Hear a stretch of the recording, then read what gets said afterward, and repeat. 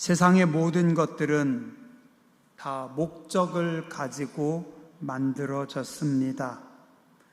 의미 없이 혹은 생각 없이 만들어진 것 없고 모두 다 목적을 따라 만들어졌습니다. 제가 중고등학교 때 국어 시간에 또 힘들면서도 또 한편으로는 재밌기도 했습니다. 시나 어떤 문학들을 살펴보면 몇 구절 안 되는 그 시구들 속에 몇 절 안 됩니다. 때로는 그냥 막 쏟아놓는 언어들 같은데, 근데 그 속에 분명한 메시지가 있고 또 단어 하나, 문장 하나하나가 다 의미와 역할이 있었습니다. 그리고 또 재밌는 거는 서로 별개인 것 같으면서도 또 서로 같이 가는 유기체라는 겁니다. 그래서 작품들을 볼 때 힘들기도 했고, 그러면서도 그 속에서 의미를 발견할 때 어떤 서로 연관된 것들을 찾을 때 좀 짜릿한 맛들도 있었습니다. 만해 한용운 선생님의 님의 침묵에 보면 나는 향기로운 님의 말소리에 귀먹고 꽃다운 님의 얼굴에 눈 멀었습니다. 제 곡조를 못 이기는 사랑의 노래는 님의 침묵을 휩싸고 돕니다. 참 기가 막히잖아요, 그 표현이. 내 나라, 내 조국, 그에 대한 어떤 뜨거운 사랑과 애정을 표현하고 있습니다. 소설도 그랬어요. 그냥 무심결에 어쩌면 바람처럼 살짝 스쳐 지나가는 것 같은, 지나가는 것 같은 한 문장. 근데 그 속에 소설 전체에 혹은 어떤 사람의 인생에 복선이 깔려 있었고, 또 그것을 발견할 때 어떤 희열, 전율, 그런 걸 느끼고, 그래서 또 소설의 작품에 어떤 우리가 매료될 수도 있습니다. 운수 좋은 날이라고 하는 작품에 보면 이런 표현이 있습니다. 설렁탕을 사다 놓았는데 왜 먹지를 못하니, 왜 먹지를 못하니. 괴상하게도 오늘은 운수가 좋더니만. 이 한 문장으로 작가 현진건은 그 시대 삶의 어떤 애잔한 아픔, 시대의 고통을 운수 좋은 날이라는 역설적인 표현으로 그려내고 있습니다. 한 편의 시 혹은 한 편의 소설 속에 모든 단어들이 다 의미를 가지고 있고 각자 자기 역할을 하고 있고, 또 놀라운 것은 서로 유기체가 되어서 함께 조화를 이룬다라는 겁니다. 그 중에 단어 하나 빼면 와르르 무너져 버릴 수 있는 그런 작품들입니다. 화가들이 그린 그림을 볼 때도 그렇습니다. 어쩌면 작은 선 하나,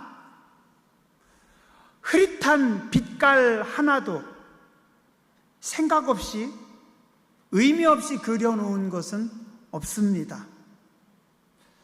어쩌면 우리는 그냥 스쳐 지나갈 수 있지만 작가의 눈에는 모든 색상, 모든 선이 함께 조화를 이루고 하나의 작품을 만들어 냅니다. 자, 그러면 지혜의 근원이신 하나님께서 만드신 이 우주, 이 세상은 어떨까요?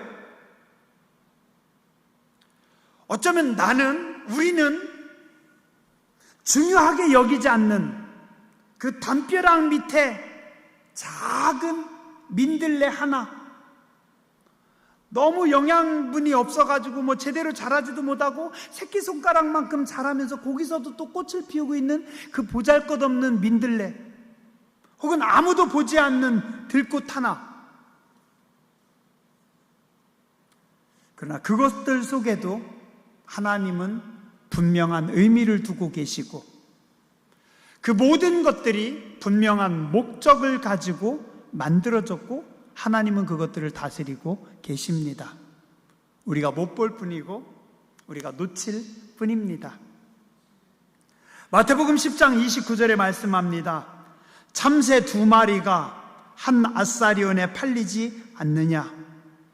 그러나 너희 아버지께서 허락하지 아니하시면 그 하나도 땅에 떨어지지 아니하리라. 우리는 관심도 안 갖는 그 참새 1마리, 2마리도 하나님께서 키우시고 하나님께서 다스리십니다. 세상의 모든 것들은 비록 아주 작은 거라 할지라도 풀잎 하나 혹은 바닷가의 모래알 하나까지도 분명한 목적을 따라 창조되었고, 창조주의 뜻을 따라 아름답고 조화롭게 존재하고 있습니다. 그래서 그들은 서로 상관이 없는 것 같지만 창조주 하나님이 보실 때는 깊은 연관이 있습니다. 아프리카 해변에 작은 모래알 하나, 우리 교회 저 밑에 담벼락 밑에 그 작은 민들레 하나 연관성 있어요? 우리는 연관성이 없어요. 그러나 하나님은 이것들이 서로 연관성이 있고 하나의 유기체, 하나의 작품이라는 겁니다. 서로 별개의 존재 같지만 하나로 묶여있는 하나의 유기체입니다. 자, 그럼 이 모든 유기체, 세상의 모든 피조물들, 이것들의 존재 이유, 목적은 무엇일까요? 그것은 바로 창조주 하나님께 감사하며 영광을 돌리는 겁니다. 창조주 하나님께서 만드신 모든 작품이기에 하나로 하나님께 영광을 돌립니다. 시편 19편 1절에서 4절에 보니 이렇게 말씀합니다. 하늘이 하나님의 영광을 선포하고 궁창이 그의 손으로 하신 일을 나타내는도다. 날은 날에게 말하고 밤은 밤에게 지식을 전하니 언어도 없고 말씀도 없으며 들리는 소리도 없으나 그의 소리가 온 땅에 통하고 그의 말씀이 세상 끝까지 이르도다. 하나님이 해를 위하여 하늘의 장막을 베푸셨도다. 하늘과 땅의 모든 존재들이 하나님이 하신 일을 창조의 사역을 나타내시고 그것들이 하나님께 영광을 돌리고 우리의 귀에 들리지 않아도 우리의 눈에 보이지 않아도 하나가 되어서 언어로 그리고 또 나타나지 않아도 함께 하나님께 영광을 돌립니다. 또한 우리 인간도 로마서 14장 7절과 8절에 보니 우리 중에 누구든지 자기를 위하여 사는 자가 없고 자기를 위하여 죽는 자도 없도다. 우리가 살아도 주를 위해 살고 죽어도 주를 위해 죽나니 그러므로 사나 죽으나 우리가 주의 것이로다. 고린도전서 10장 31절 말씀합니다. 그런즉 너희가 먹든지 마시든지 무엇을 하든지 다 하나님의 영광을 위하여 하라. 자, 한번 따라서 하시죠. 무엇을 하든지 하나님의 영광을 위하여 하라. 왜요? 피조물이니까. 하나님이 창조하신 세상 속에 하나이기 때문에 우리는 하나님의 영광을 위해서 살아갑니다. 우리 인간을 비롯한 세상의 모든 피조물들은 창조주 하나님께 영광 돌리는 것이 그 존재의 첫 번째 목적입니다. 그런데 오늘 많은 사람들이 착각합니다. 자기 눈에 보이는 대로 생각합니다. 자기가 생각하는 생각대로 생각합니다. 그래서 착각하며 살아갑니다. 왜요? 세상의 진짜 주인이 자기 눈에 보이지 않기 때문에 자기가 주인인 줄 알고 스스로 주인 행세를 하면서 살아갑니다. 수박밭에 수박이 크게 탐스럽게 잘 익었어요. 근데 주인은 안 보여요. 누가 주인인지 몰라요. 주인이 지금 안 보이니까, 누가 주인인지 모르니까 이 수박 내 거라고 들어가서 우리가 마음대로 따먹어도 되나요? 어리석은 가인은 하나님을 떠나서 동쪽으로 가서 성을 쌓고 도시를 만들고 문명을 일구고 군대를 만들었습니다. 자, 그러면 가인이 사는 그 땅은 누구 땅일까요? 가인이 만든 그 도시의 주인은 누굽니까? 가인이 이름 지은 그 성은 누구 겁니까? 가인의 군대는 누구의 군대일까요? 여러분들 보시기에는 누구 거라고 생각합니까?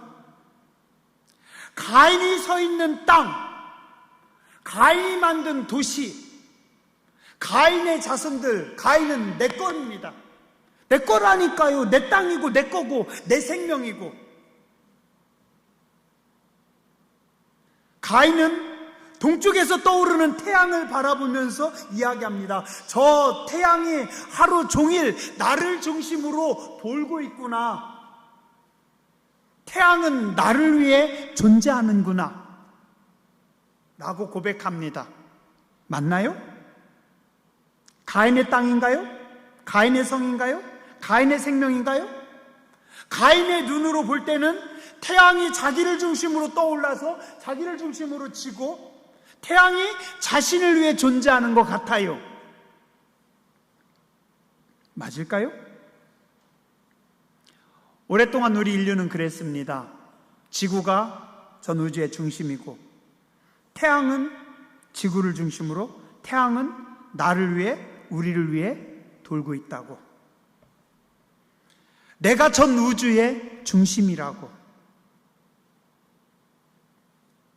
근데 알고 보니 사실은 전 우주가 창조주 하나님을 바라보고 있습니다. 창조주 하나님을 중심으로 움직이고 있습니다. 창조주 하나님께 영광을 돌리고 있습니다. 떠오르는 태양이, 우리 귓가를 스쳐 지나가는 바람 하나가, 그냥 작은 들꽃의 향기가 다 하나님께 집중하고 있고 하나님께 영광 돌리고 있습니다. 보이지 않는, 드러나지 않는, 그러나 세상의 주인이신 하나님께. 보이는 것이 다가 아니라 보이지 않는 것이 더 중요하고, 보이는 세상이 진짜고 보이지 않는 세상이 허상이 아니라 보이지 않는 세상이 진짜고 우리 눈에 보이는 세상은 그 보이지 않는 세상의 그림자일 뿐이라고 성경은 말씀하고 있습니다. 자, 그런데 놀라운 것, 오늘 시편 113편의 저자는 아주 정확하게 하나님이 만드신 세상을 보고 그 하나님을 고백하고 있습니다. 1절 보시죠. 할렐루야. 할렐루야로 시작합니다. 뭡니까? 하나님을 찬양합니다. 하나님을 찬양하라.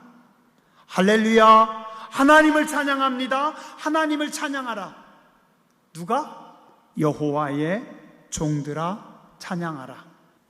여호와의 종들은 누굽니까? 제사장? 선지자? 목사님들? 아닙니다.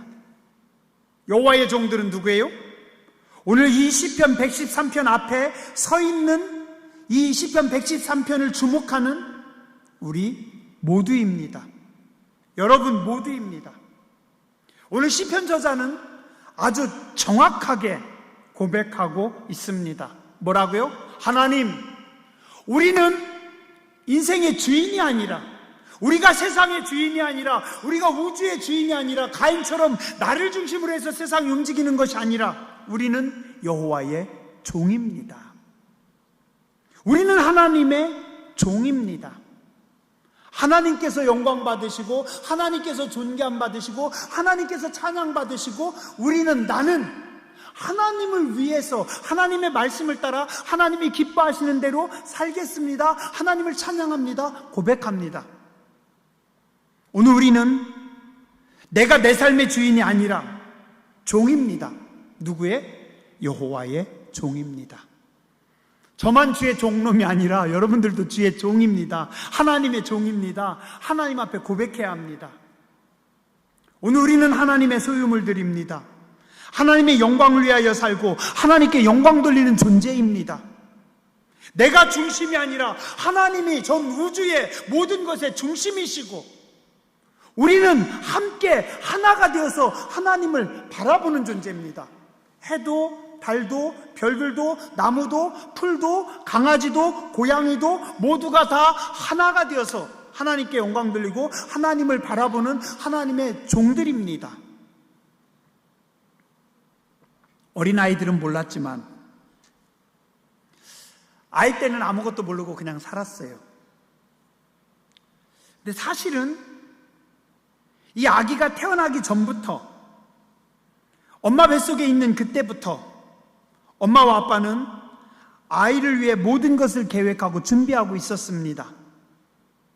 엄마와 아빠는 아이에게 줄 아름다운 세상, 아이의 미래, 아이가 커가면서 누릴 모든 축복의 날들을 미리 준비하고 꿈꾸고 있습니다. 근데 아기는 몰라요.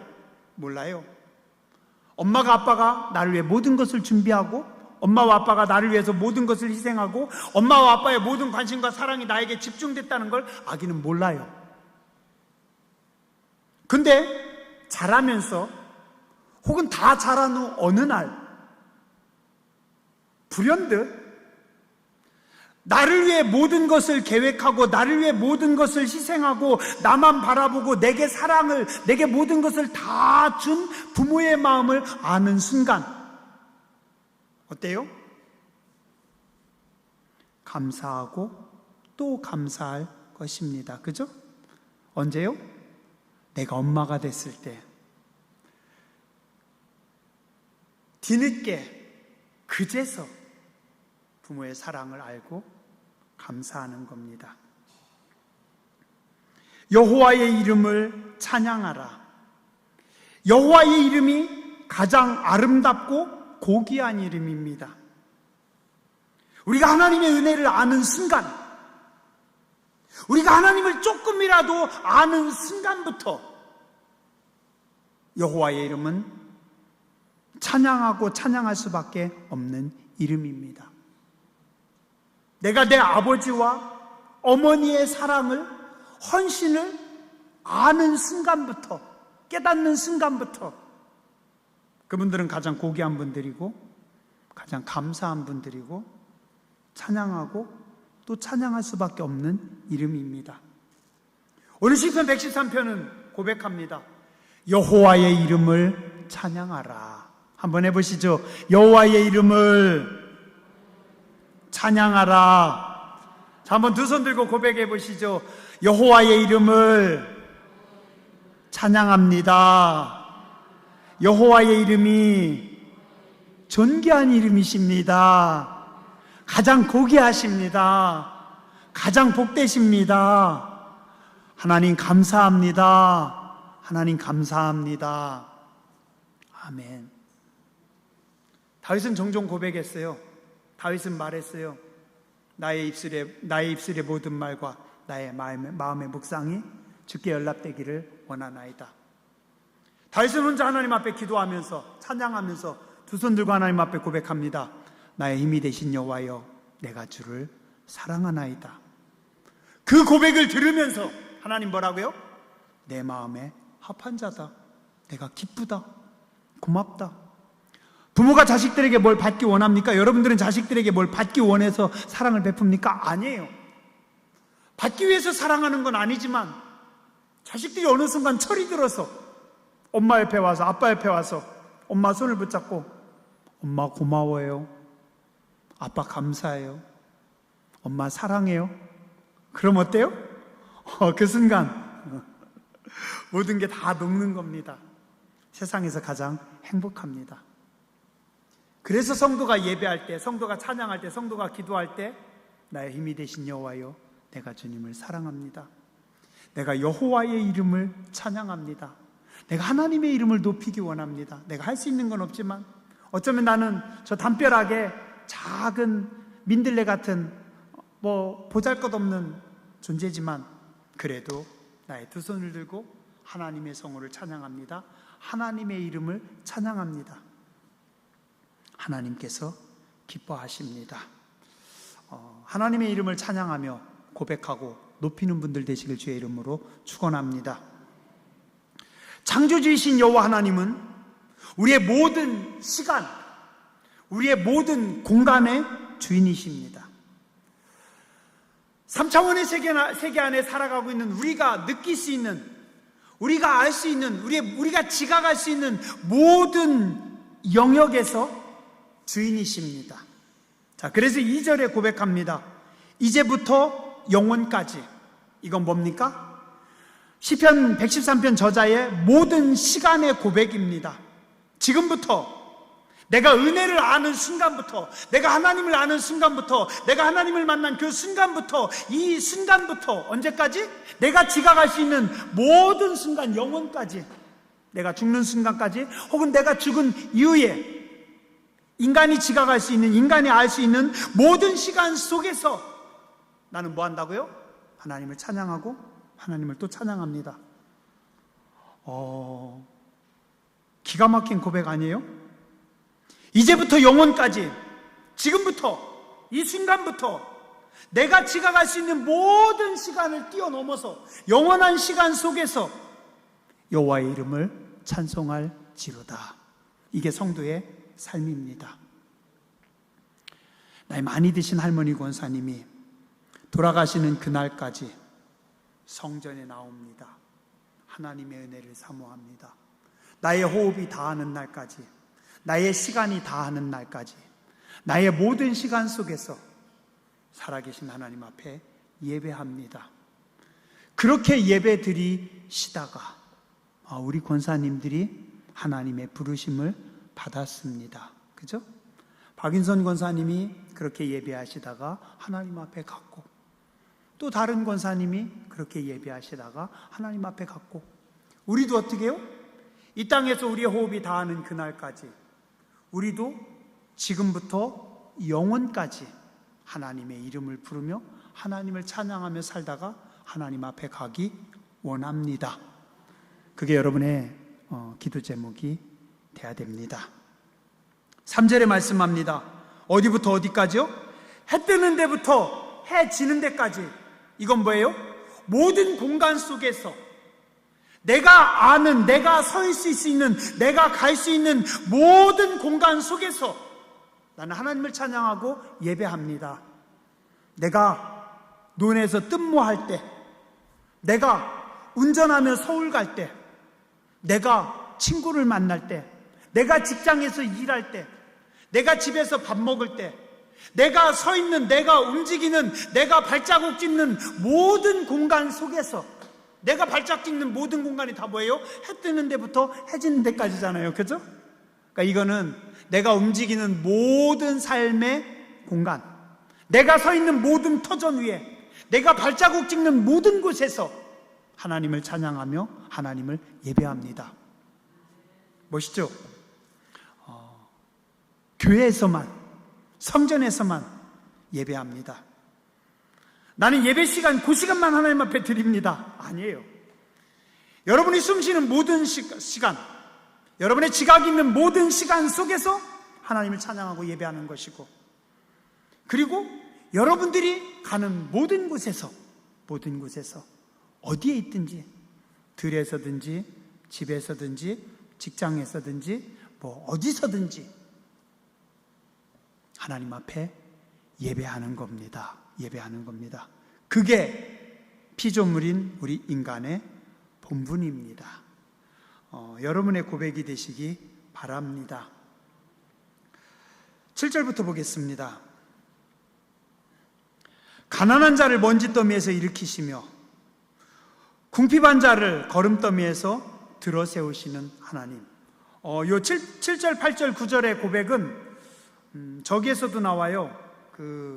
사무엘상 2장 6절부터 8절. 여기가 어디냐면 한나가 아들을 낳지 못해서 하나님 앞에 기도하다가 하나님께서 한나에게 아들을 줬어요. 그때 한나가 하나님 앞에 찬양하며 고백합니다. 뭐라고 하는지 아세요? 한번 들어보시죠. 사무엘상 2장 6절부터 8절. 여호와는 죽이기도 하시고 살리기도 하시며 스올에 내리게도 하시고 거기에서 올리기도 하시는도다. 여호와는 가난하게도 하시고 부하게도 하시며 낮추기도 하시고 높이기도 하시는도다. 가난한 자를 진토에서 일으키시며 빈궁한 자를 거름더미에서 올리사 귀족들과 함께 앉게 하시며 영광의 자리를 차지하게 하시는도다. 땅의 기둥들은 여호와의 것이라 여호와께서 세계를 그것들 위에 세우셨도다. 가난한 자, 난 참 가난했어요. 보잘것없었어요. 그런데 하나님 나를 그 가난한 땅에서 먼지에서부터 이렇게 일으켜 세우셨습니다. 78년 전 우리가 광복할 때 이 조선 땅은 가난한 먼지가 풀풀 날리는, 제가 어릴 때만 해도 신장로 하면 새로 뚫었다는 좋은 신장로가 먼지 풀풀 날리는, 그저 먼지 다 뒤집어 쓰는 땅이었어요. 지금은요, 세계 위에 찬란하게 빛나는, 세계가 놀라는, 세계가 K-팝 앞에, K-콘텐츠 앞에, K-푸드 앞에 놀라는 이런 축복의 땅이 되었습니다. 이게 뭐예요? 놀라우신 하나님의 은혜입니다. 거름더미에서 들어 세워서, 거름더미 뭐예요? 요 옆에 김유신 권사님네 거름더미에다가 제가 풀 매면은 거름들 못 쓸 것들, 쓸데없는 것들 거기다 다 갖다 버려요. 나무들은 골라서 저기다가 태우든지 아니면 모아놓고, 거름더미는 다 갖다 버려요. 뭐예요? 못 쓰는 것들, 버려지는 것들, 더러운 것들, 그게 거름더미예요. 그죠? 두엄 있는 것, 거기 두엄에 앉아있어요. 그럼 이거 뭐예요? 그 인생은 끝난 겁니다. 버림받은 인생이라는 겁니다. 보잘것없는 인생. 그런데 그 두엄의 거름더미에서 나를 끌어올려서 세우신 하나님, 버림받았던 나를, 죽을 수밖에 없었던 나를, 거름더미에서 썩어져서 없어질 나를 하나님께서 부르셔서 존귀하게 하셨습니다. 이게 사무엘을 낳은 한나의 고백이었고, 오늘 시편 113편의 고백입니다. 누구의 고백이에요? 문영희 권사님의 고백이죠. 그죠? 네. 하나님 은혜입니다. 8절, 지도자들, 곧 그의 백성의 지도자들과 함께 세우시며, 그 땅의 지도자들 속에 지도자들이 앉아있는데 이게 웬일입니까? 내가 거기 앉아있어요. 그죠? 이게 웬 은혜입니까? 내가 어떻게 지도자가 돼 있어요? 저도 어떤 날 깜짝 놀라요. 어떤 모임에서 오라고 해가지고 갔는데 세상에 여기 앉혀요? 내가 벌써 여긴가? 나는 맨날 저 끄트머리인 줄 알았는데, 맨날 저 밑에, 나는 개척교회 전도사인 줄 알았는데, 개척교회 전도사였는데 어느 순간 내가 언제 여기까지 내가 올라와 있지? 어느 순간 장로님의 자리에 앉아 계시네? 어느 순간 어른의 자리에 앉아 계시네? 은혜입니다. 은혜예요. 그죠? 아유, 이렇게 어리석은, 이렇게 머리 나쁜, 잠언세 보면 미련한 자는 절구에 놓고 빠사도 미련이 안 벗겨진다는데 누구예요? 나예요. 이 승질빼기가, 이 고집이, 이 미련함이 안 벗겨지는데 어떻게 내가 지도자들이 쭉 앉아있는 그 자리에 내가 앉아있냔 말이에요. 하나님 은혜죠. 손재 권사님 맞죠? 하나님 은혜입니다. 하나님 은혜예요. 성가대도 영광입니다. 어떻게 저 아름다운 자리에, 천사들이 앉는 자리에 내가 거기 앉아가지고 내가 거기에 찬양하니, 그죠? 뺏기면 안 돼요. 놓치면 안 돼요. 하나님 은혜입니다. 영광의 자리입니다. 하나님께서 여러분에게 주신 축복의 자리입니다. 9절 한나의 고백입니다. 임신하지 못하던 여자가, 아기 없어서 조롱받던 여자가, 어쩌면 쫓겨날 것 같았던 여자가 여러 자녀들 앞에서 즐겁게 웃으며 자녀들을 잘 교육하고 있는 집안의 어른입니다. 그죠? 참 아무것도 몰랐는데 벌써 우리 두 아들, 5명의 딸들이 손주들까지 쫙 거느리고 황정래 권사님 생신이라고 모였어요. 그죠? 이게 하나님 은혜입니다. 이게 하나님 은혜예요. 자식이 그냥 되어진 줄 알아요? 그냥 난 줄 알아요? 아니에요. 하나님 은혜입니다. 제가 예전에 울산에서 그런 적이 있어요. 개척교회 때. 그때 집사님 몇 분 나오실 때였어요. 집사님 3가정이었나 뭐 그 정도 나올 때 제가 겁없이 선포를 했습니다. 우리 40일 저녁 기도회, 매일 40일 저녁에 기도하고, 그리고 40일 저녁 기도회가 끝나는 날 전교인 새신자 초청 예배를 드립시다. 그래서 막 제가 전도사 때 막 그냥 불을 뿜고, 그리고서 40일간 저녁 기도회 하자고 8시에. 그런데 40일간 저녁 기도하는 첫날 집사님들 몇 분, 2분인가 이렇게 봉고차로 모셔가지고 기도하러 오는데 어떤 차가 와가지고 우리 차 딱 바꾸서 뺑소니 치고 도망갔어요. 40일 저녁 기도하는 첫날부터. 참 속상했죠? 40일 동안 저녁에 기도회를 열심히 했습니다. 그리고 이웃 초청 예배를 드렸습니다. 이웃 초청 예배를 드리는 그날 우리 교회 새신자가 몇 분 오셨을까요? 세상에 한 명도 안 하시오. 참 그때 비참했습니다. 어떻게 한 명도 안 나와요? 어떻게 집사님도 그래도 그냥 참 어떻게 저도 그때 참 지금이었으면 내가 돈 주고라도 한 명이라도 사오는데 나도 못하고 교인들도 40일간 저녁에 기도회를 하고서 새가족 초청해가지고 예배 드리자고 했는데 한 명이 안 왔어요. 참 너무하더라고요. 비참했죠? 근데 이게 웬일이에요? 시간이 지나면서 아내가 배가 불러옵니다. 그리고 시간이 지나서 충선일을 낳았어요. 날짜를 계산해 보니까 그때 우리 기도회하는 그때더라고요. 그래서 제가 알았어요. 하나님께서 우리는 한 명도 전도하지 못했는데 하나님께서 우리 아들을 선물로 주셨구나. 맞는지 틀리는지 몰라요. 저는 그렇게 생각하고 있습니다. 근데 계산해 보니까 그때더라고요. 그때 우리 기도회 40일간 열심히 기도하고 한 명도 전도하지 못했는데 하나님이 불쌍해가지고 우리에게 아들을 주셨어요. 자식이 내 맘대로 된다고요? 자식 내가 낳을 수 있다고요? 내가 자식 키운다고요? 아니에요. 하나님 은혜입니다. 모든 것이 그냥 되어진 것이 아닙니다. 전적인 하나님 은혜입니다. 우리는 하나님 앞에 찬양하고 감사하고 삶의 모든 자리에서 예배해야 할 줄 믿습니다. 기도하겠습니다.